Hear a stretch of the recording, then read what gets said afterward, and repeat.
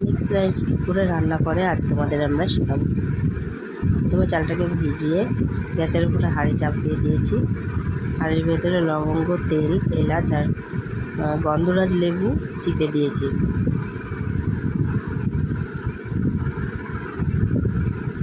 এবার কী পদ্ধতিতে আমি রাইসটা তৈরি করবো এবার তোমাদের সবই দেখাবো একটু একটু করে, হয়তো আগে পিছু হয়ে গেছে। ডিমের পনির, এটা গাজর ভাজবো। ছোটো ছোটো করে গাজর কেটে নিয়েছি। গাজর ভাজবো লাল লাল করে। গাজরটা ভাজা হতে হতে আমি দেখে আসি আর কি ভাজা হয়েছে আমাদের। পেঁয়াজ ভেজেছি, বিনস ভেজেছি, ডিম ভেজেছি, চিংড়ি মাছ ভেজেছি, মাংস কষিয়ে রেখেছি, ক্যাপসিকাম ভেজেছি, গাজর ভাজা তোলা হয়েছে। এগুলো কীভাবে ভাজলাম দেখে নিই। মাংসটাকে কষাচ্ছি। মাংসের ভেতরে হালকা মশলা দিয়ে টমেটো পেঁয়াজ দিয়ে কষিয়ে নেব। এরপরে ডিমটাকে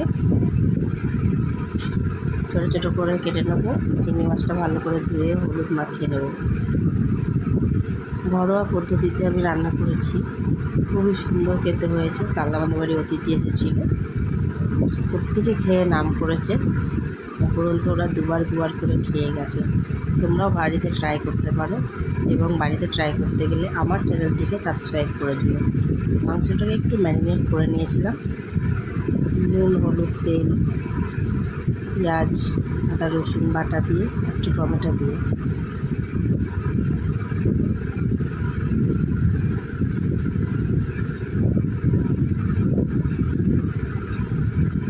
মাংস যেরকম কষাই নর্মাল, খুব বেশি মশলা দেওয়ার দরকার নেই।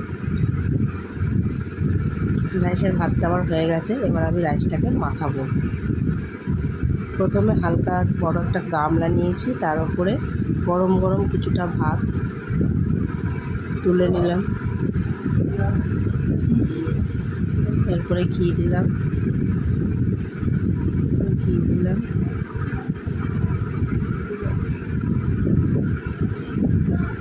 সব রকম ভাজা একটু একটু করে দিয়ে নিলাম।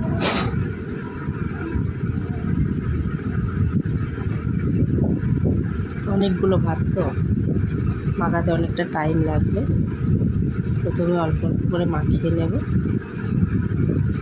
নুন দেবো, চিনি দেবো। চিনির পরিমাণটা অল্প দিতে হবে, যেহেতু আমরা মাংস দিয়ে খাবো, কষা মাংস দিয়ে, তাই জন্যে চিনিটা বেশি দিয়ে দিলে মিষ্টি মিষ্টি হয়ে গেলে খেতে ভালো লাগবে না। চিনির পরিমাণটা আমি অল্প দেবো। নুনের পরিমাণটা স্বাদ মতো দিয়ে দেবো। বেশি নুন হয়ে গেলে কোনো জিনিসই যেমন খেতে ভালো লাগে না। নুনের পরিমাণটা ঠিক রাখতে আমরা যেরকম নুন খাই সেরকম নুন দেবো। এরপর আর একটা লেয়ার দেবো। গরম গরম ভাতটাকে গামলার ভেতরে দিয়ে দেবো। তারপর আবার সব রকম ভাজা দেবো, মাংস দেবো, ঘি দেবো, নুন দেবো, চিনি দেবো। এইভাবে বারংবার দিয়ে আমি ভাতটাকে ঘি দিয়ে মাখিয়ে নেব। অনেক ভাত তো, তাই জন্য আমি গামলা নিয়েছি। আর গামলার ভিতরে করে না মাখলে এটা হাঁড়িতে হবে না, এটা একটা খোলা পাত্রে নিতে হবে। কারণ এটা একটা লেয়ার করে না দিলে যখন আমি ভাতটা সম্পূর্ণ মাখবো তখন হয়তো কাঁচা কাঁচা নিচে থেকে যাবে, কোথাও নুন যাবে, কোথাও চিনি যাবে না, এতে খাবারের টেস্টটা বদলে যাবে। তুমি লেয়ার করে নিয়ে নিলে সুবিধা হবে মাখাতে।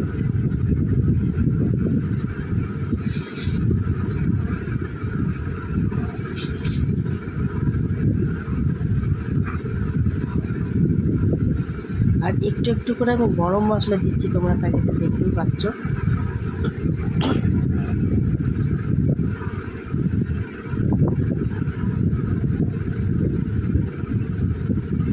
খুব গরম, তাই ছান্তা দিয়ে করতে হবে। হাত দিলে হাতে হাতে জ্বলে যাবে বা পুড়ে যাবে। প্রচণ্ড গরম ভাত, কারণ গরম গরম না মাখালে ঘিটা ভেতরে গলবে না। তাই জন্য যখন ভাতটা নামানো হবে ফ্যান গালার পরে, তারপরেই কিন্তু ঘিটা মাখাতে হবে, নচেত একদমই টেস্ট আসবে না। গরম গরম মাখিয়ে গরম গরম আবার হাঁড়িতে ঢেলে চাপা দিয়ে রাখতে হবে। এইভাবে আমরা ভাতের লেয়ারটা করে নেব।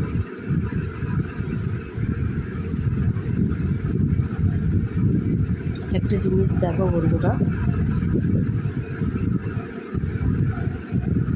ভাতটা আমি যখন বসিয়েছিলাম তার মধ্যে আমি গন্ধরাজ লেবু, একটুখানি সাদা তেল আর দারচিনি, লবঙ্গ, এলাচ দিয়ে দিয়েছিলাম, আর কাজু কিশমিশটা দিয়ে দিয়েছিলাম, কারণ কাজু কিশমিশটা যদি সেদ্ধ না হয় তাহলে তার টেস্টটা আসে না।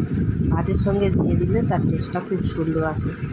আর যে রান্না করেছি আমি, এটা খুব সুন্দর হয়েছিল খেতে, তোমরাও বানিয়ে খেও বাড়িতে। মিক্স রাইস খুবই সুন্দর একটা পদ, আমাদের বাড়ির তো প্রত্যেকটা মেম্বারের পছন্দ। তোমরা এমনিও খেতে পারো, আবার কষা মাংস দিয়েও খেতে পারো। আমি কষা মাংস করেছি,